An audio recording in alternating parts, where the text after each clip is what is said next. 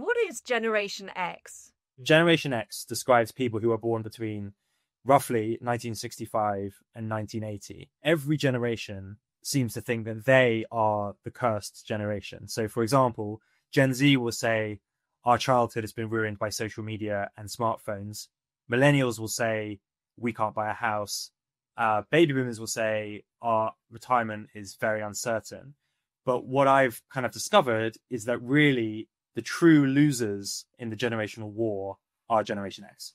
So tell me what it is that makes us Generation X really so unusual.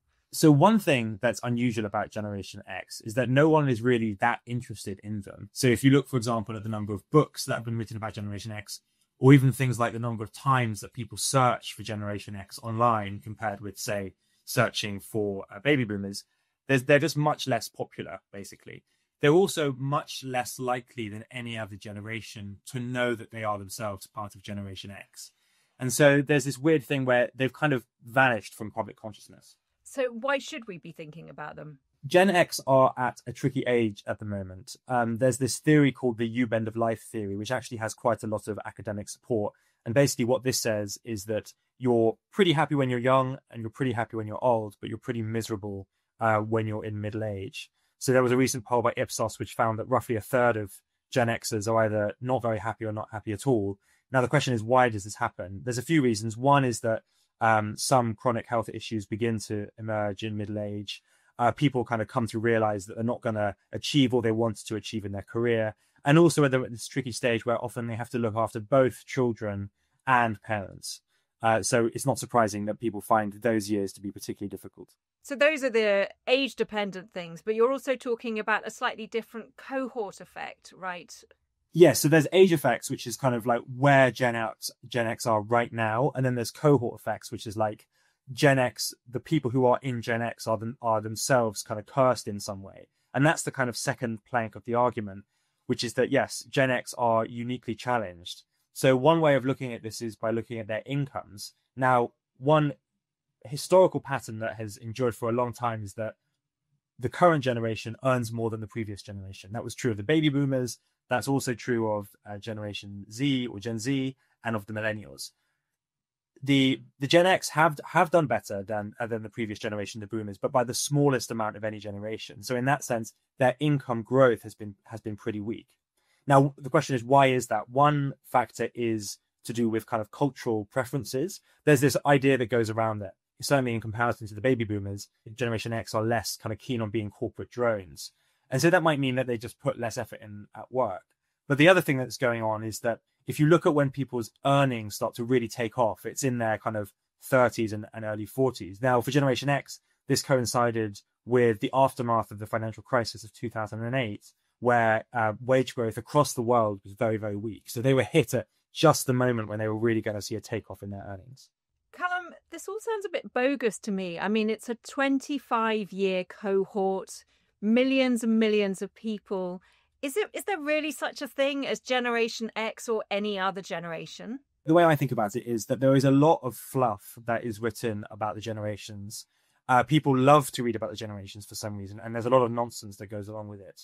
But I think there's actually a lot of pretty robust historical and economic and sociological evidence that people of a certain cohort really do think about the world in different ways. So the kind of classic example would be, if you look at people who grew up during Weimar Germany, they became much, much more averse to inflation than other Germans of different ages. Or if you look at Americans who are, accumulating wealth during the Great Depression, those people continued to be very skeptical of the stock market. So I think you have to be careful about how you use this generational analysis, but I think it would be wrong to throw it out entirely.